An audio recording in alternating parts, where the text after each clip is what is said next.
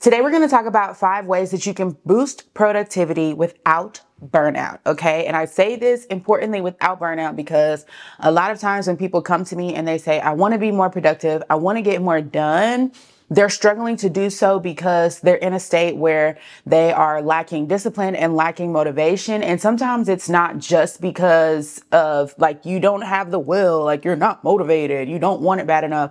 It's not always that. A lot of times it's because you've already hit a state of burnout and you're living in that state of burnout, and it's hard to be creative and find inspiration and stay motivated in that state of mind. And so today I want to give you some tips on how you can boost your productivity before or without hitting burnout. And if you feel like you're already in that burnout stage, then I'm going to link you to another video that you need to go to, because you need to take some time to recover from burnout before you come back and say, I want to be productive. You do a time audit and all that other good stuff. Okay. So number 1 is setting clear boundaries. If you want to be productive, if you want to get more done, it does not matter what your schedule looks like if you don't actually hold the boundaries of doing what you've set in your schedule. So for example, if you say, I'm going to create content from 8 a.m. to 9 a.m. and somebody calls you at 8 a.m. and you have a 30-minute conversation and you don't say anything about the fact that you had a schedule between 8 a.m. to 9 a.m. to create content, then that person is first of all, it's not that person's fault, but you didn't hold the boundary that you set for yourself. Okay. And so you have to be very, straightforward, and you could do it in a nice way, but totally someone calls you at 8 o'clock and you say, hey, I would totally love to, I want to have this conversation. I want to listen to what it is that you have to say, but I'm on a schedule. So can I call you back later? I'm in the middle of something. Can I call you back later? I'm busy. Can I call you back later? Just because you're doing something for yourself doesn't mean that you're not busy. Like, we are quick to say, if we're out doing something for someone else and someone tries to interrupt us, we're quick to say I'm busy. But when we're doing something for ourselves, we're not as quick to say I'm busy. So get used to telling people that you're in the middle of something or that you're about to do something that's important, and they can call you back at the designated time on your schedule or some other time, right? So just make sure you hold those boundaries. Also, on this same note, the way that you hold boundaries with others is also the way that you should hold boundaries with yourself. Okay. If you know you schedule yourself to do something from 8 a.m. to 9 a.m., don't take extra long to do your makeup and your hair and be listening to music and doing all this other stuff when you know at 8 a.m. you're supposed to be sitting down working on something specific. Okay. So respect the boundaries you have set for yourself with other people and with you. That's number 1. The second way to boost your productivity without burning out is to make sure that you are eating and sleeping the right way. Okay. Now, I know y'all have heard this a million times. Like, you need to get sleep. You need to get sleep. Okay. There are different apps that tell you how much sleep that you need to get. I don't really know if I necessarily believe in those, but I say for most people, anywhere between 6 to 8 hours is the sweet spot. Some people work really good on 6 hours of sleep, like, you know, your body. And some people work really good with 8 hours of sleep. And if they have anything less than 8 hours, it's like craziness. Okay. So you do have to know yourself. What I would recommend is taking a week and putting down what time you went to sleep and what time you woke up. And then at the end of that week, looking at how you felt each day and how many hours you slept. There's probably a tracker for it somewhere. I might find one, and put it down in the description box. But you need to not guesstimate like, oh, I'm going to sleep 6 hours tonight and we'll see how I feel. Like, no, you just need to do your regular schedule. Write down what time you went to bed, what time you woke up, your actual schedule. Don't be trying to like, oh, I'm going to go to bed early tonight because I know I have to track it. Like, don't do that. Just do your regular schedule. Look at how you feel and determine from that how many hours of sleep your body needs to operate at the best capacity. Also take into account with or without caffeine. Okay. With or without, some of y'all be like, I'm good on 6 hours of sleep, but then you have like 200 milligrams of caffeine in the morning, which is like 3 cups of coffee. Okay. So, take that into account as well, with or without caffeine. If you're cool with drinking caffeine, keep drinking caffeine, measure your hours of sleep, see how you feel throughout the workday. If you do not want to drink caffeine anymore, or if you're someone who does not drink caffeine, do the same exact process. Just don't change anything about your regular day, because you don't want to make adjustments to your schedule to increase productivity, or adjustments to your sleep to increase productivity based off of a lifestyle. It's not truly your lifestyle. Okay. But definitely prioritizing sleep. Sleep is super important. There are certain things that I do not do, around bedtime, and I've got a bedtime routine just like I have a morning routine. Okay. So for example, I don't eat within 3 hours of going to sleep, because if you do eat within 3 hours of going to sleep, that interferes with your body's ability to generate melatonin, which is what helps you get sleepy. Okay. Also, it just makes it drives my stomach crazy. Like if I eat and then I within 30 minutes, literally of sleep, because I've done this before, and I wake up in the morning, I feel like someone has scooped out my insides with an ice cream scooper. Like, it's horrible. Okay. So know your body. I also don't watch anything new at night. Like, I'm not starting a new show at night. I'm not watching a new episode of nothing at night. And I don't know where you guys are based at, but in America, that's when new stuff comes on TV. It comes on TV at night. And for me, I'm like, I can't do this, because my brain, it takes so much longer for my brain to settle down, because not only am I watching the new show, my brain is now thinking, well, what's happening next week that I can't even control and can't even access. So that's also a reason why I love watching the streaming services, and I just wait till the whole season comes out. But prioritize your sleep. On that same note, nutrition, super important. A lot of the stuff that we're eating is slowing us down. Like right here, I don't even have to move nowhere. This is right here on my desk, because every single morning I'm drinking a green blends. I'm scooping this out into a mason jar, because I'm Southern. Okay. We drink out of mason jars. I'm scooping it in a mason jar. I'm mixing it up. I'm eating right here. Also right here, actually, by the way, protein shake. And this is a clear protein shake. So this is actually fruit flavored. It's not milk based, because I don't do milk. But I am going to try almond milk protein shake. But yeah, I'm literally at my desk, I'm drinking water or green blends or protein shake. I'm not drinking juice. I'm not drinking a whole bunch of crap. I'm not putting a whole bunch of sugar into my body, because I know that it literally clouds the brain. Okay. Your memory gets affected. Your thought process gets affected. And if I want to become the 7-figure version of myself, right? Because I'm already the 6-figure version of myself. I'm already the multi-6-figure version of myself. I want to be the 7-figure version of myself. And she has a clear thought process. And so I have to start adopting habits that are going to get me to become that girl. Okay. If you're going to be that girl, be that girl. So just make sure that you're looking at your nutrition. You're looking at your sleep as well. Okay. Number 3, use smart tools. Now, I don't have any specific, this is my favorite app and other than the fitness app is where I track my calories, my steps, and all that kind of stuff, just to make sure that I'm moving and I'm not sedentary throughout the day. But other than that, I use a timer. That's it. All throughout the day. Hey Siri, set me a timer for 10 minutes. Oh, she wants me to unlock my watch.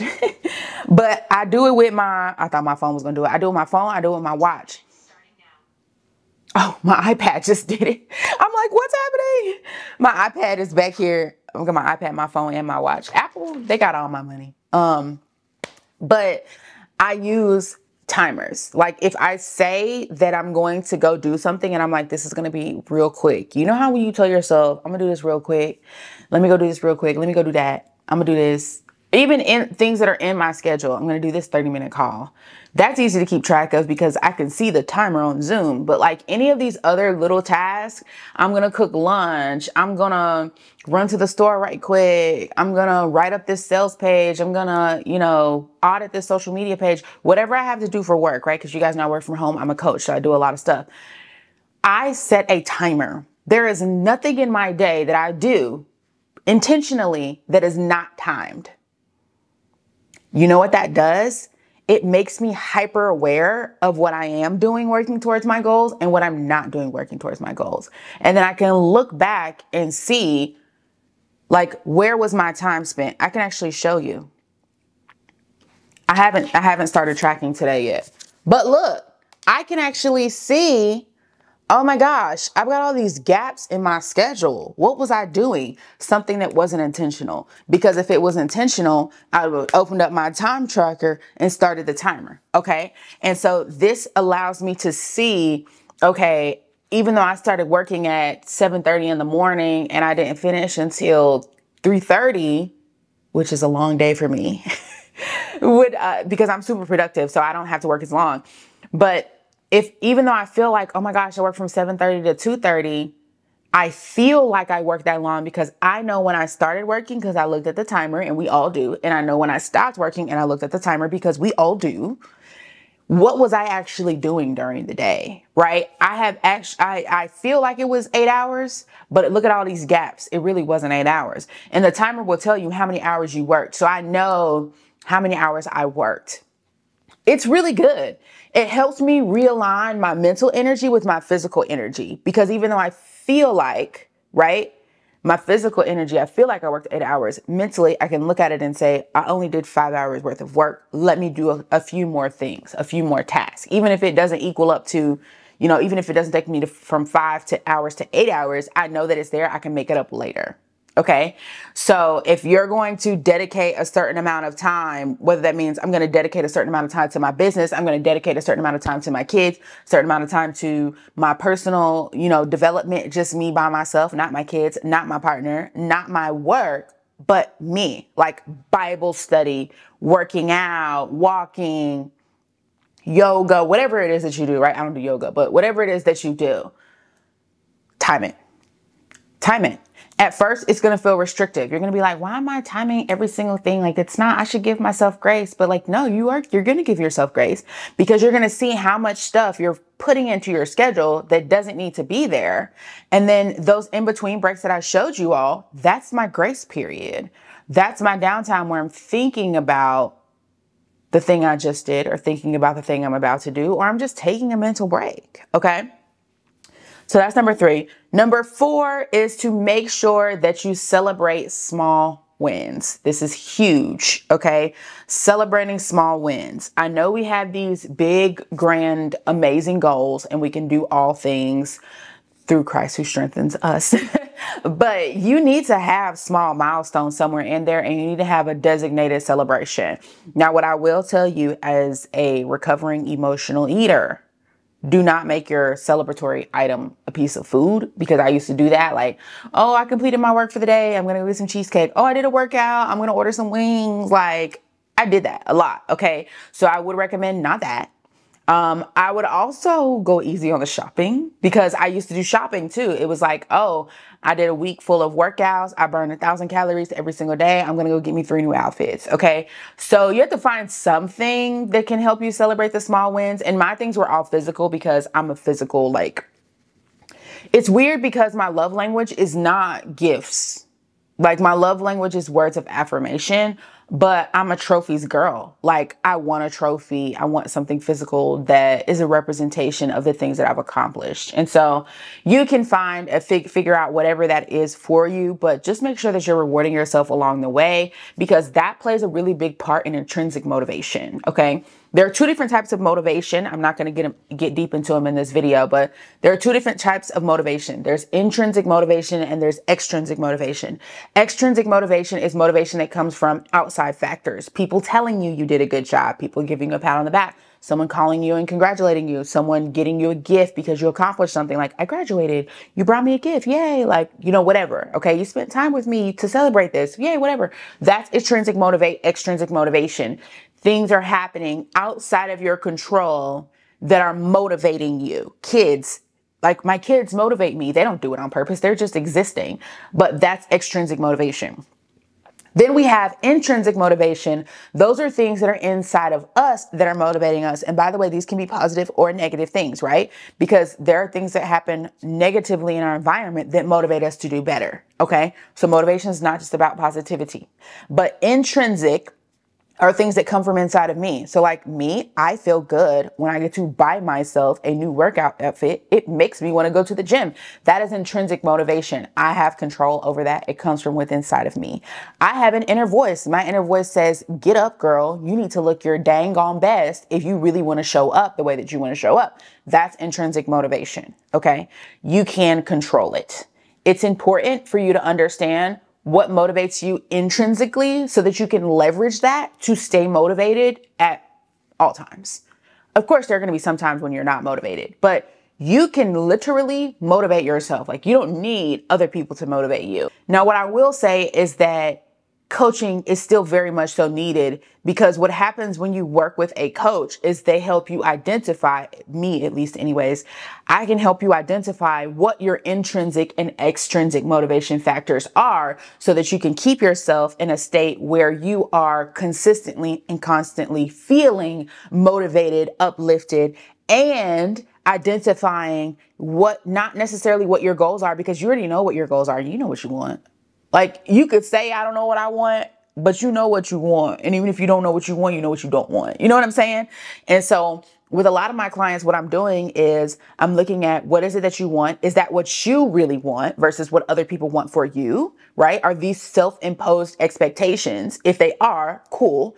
Then we're looking at intentionally what actions can get you there. What are we leaving? And what are we adding that is going to make this time productive and this schedule productive and intentional? And then leveraging those intrinsic motivational factors so that you can actually get things done and become who you want to be. Okay, so thank you so much for watching this video. Make sure you like, comment, and subscribe. Leave me any questions that you have below and I will respond. See y'all later.